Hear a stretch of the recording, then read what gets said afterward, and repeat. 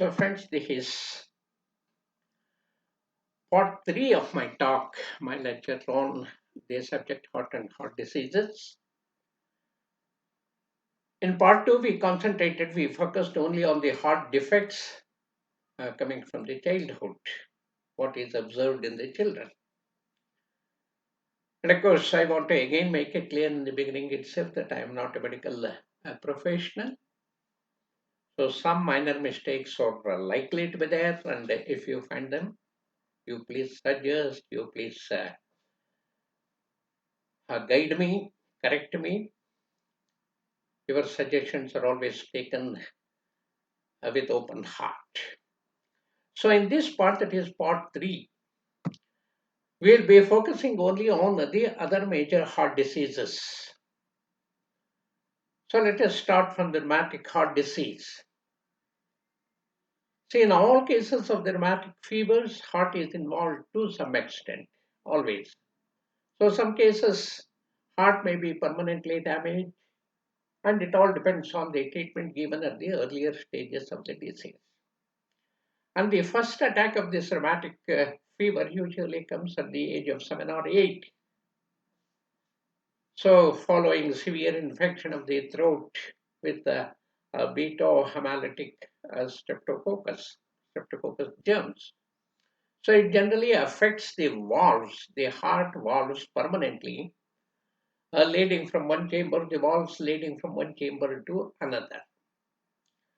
So, the mitral valve, it is either damaged or thickened. So the muscle fibers supporting the walls, they tend to get fused together. So the walls cannot close properly. As a result, some blood is forced back into the left auricle each time. Whenever the ventricle contracts, so there is, the blood is forced back into the left auricle. So this further impedes or affects the circulation. So reduces the speed of the circulation. So on the other hand, the edges of the valves, that is the cusps, what we call, they may stick together and prevent the valve from opening properly also. This can also happen. So this causes a rise of BP inside the ventricle and it puts heavy strain on the heart. That is the aortic stenosis. So in some cases where the aortic valves, they are damaged, there is a leaking back of blood from the aorta during the split second when the heart is at rest. So this is the aortic insufficiency, what we call. So this lowers the BP in aorta, causing dizziness and weakness, damaging the aortic and the mitral valves, and it is more serious case. And the synopsis of narrowing of the aortic valves and damage to them is very serious. However, the valves can also be replaced by surgical operation with duplicate ones of suitable material. So a thin flexible tube is passed through an artery or a vein in the arm or thigh into the chambers of the heart. Samples of blood are drawn and various pressures are measured. So even dye can also be injected through the catheter tube to outline the chambers of the heart and also to see if there are any abnormal shunts, narrowed valve openings, holes, etc. So through angiocardiography, certain blood vessels are outlined with dye material and X-ray. So this is done through angiography. And through orthocardiography, the size and shape of the heart is outlined by giving barium mixture and taking X-rays. So these pictures show the course of the esophagus and thus show whether chambers are enlarged or not. Because the technologies have changed almost, every month, every quarter, the technologies are changing. So the vector cardiogram, so this is done using the emission similar to ECG. It takes pictures of the electrical activity of the heart and this is better than ECG. So the phonocardiograph, it is another special instrument which measures the actual sounds of the heart as heard through stethoscope, and it is useful in determining the location, the quality, and importance of various murmurs.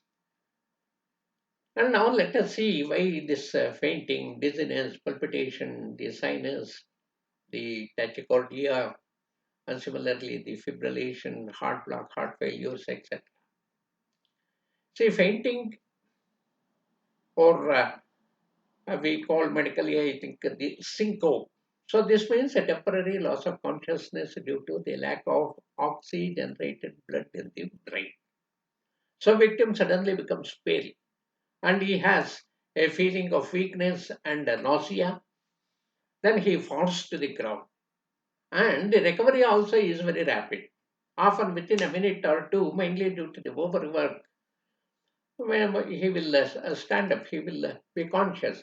See, this is mainly due to overwork, standing still for a long time. So, if one is bedridden for a few days or weeks, mere getting up itself may bring this fainting. So, sudden emotional shock or any pressure in the neck over the cortoid arthritis also, and it may also result in this fainting or dizziness. So keep the patient laying flat with the head low and feet slightly elevated until he regains the consciousness. Then dizziness, that is about the fainting. Dizziness sometimes arises from the inflammation of the inner ear also, inner ear. It may also be felt when the knees or other joints are weak. So alcohol may also cause dizziness due to lack of one's ability to balance himself. And it affects the brain and and the surfaces. It interferes with normal transmission of the nerve impulses and hardening of the arteries, the fever, motion sickness or seasickness, etc. So this is the type of dizziness due to overstimulation of the body's mechanism for balance. Then palpitation, it's a kind of bumping feeling in the heart and the chest of the patient. So this may arise when the workload of the heart is increased. So some experience this when lying on the left side as the heart is nearer to the chest wall in that position. And nervous people, they often experience this. So generally not related to any heart problem. It is actually not related to any heart problem. And the heart block, it occurs when the electric waves of the heart are slowed down or when they are interpreted in their normal pathway. So this may be due to the rheumatic fever or it may be to this scarlet fever in early life or due to the hardening of the arteries. So this interferes with the regular rhythm or motion of the heart. So ECG should be made and treated with the proper medicine to saturate the blocks. And then the sinus tachycardia or the racing heart, very much similar to the bumping heart. Okay. So this is an annoying condition. Heart rate increases due to the severe emotional stress, heavy exercises, lack of sufficient oxygen, fever, hemorrhage, and various infections. They are the reasons. So if the rate is very rapid, if the rate is very, very rapid, so this cuts down the efficiency of the heart and it slows the circulation.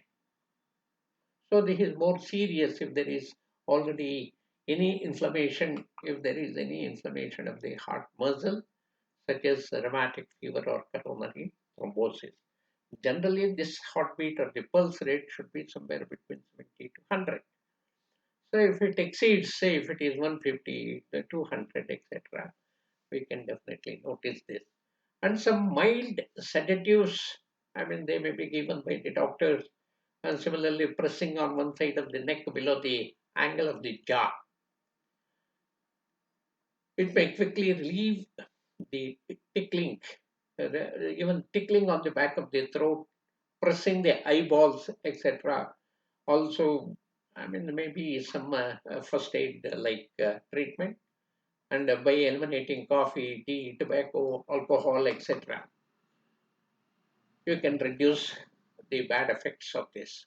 And you have to have an ECG.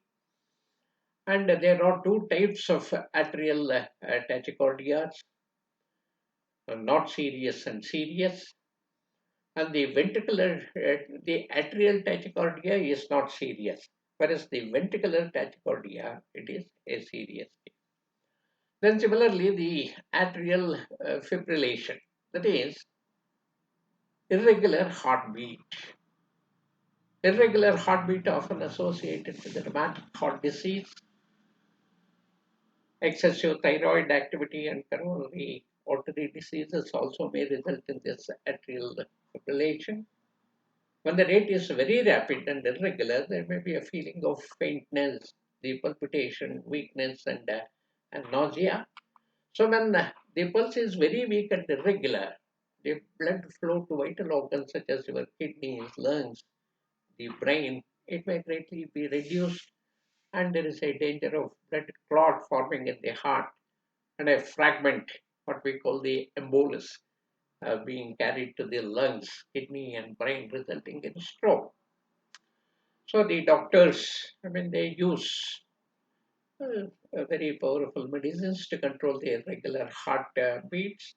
So one should definitely avoid, a patient having this should definitely avoid the colds and all types of stress at any cost. So, in brief, this is what I wanted to tell you. This is what I wanted to discuss with you on the major heart diseases. So, thank you very much, friends.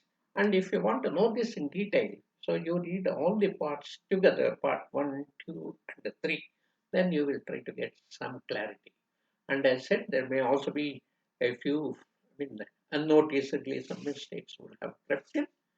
If it is so, you are free to get back to me and suggest me, correct me. So thank you very much.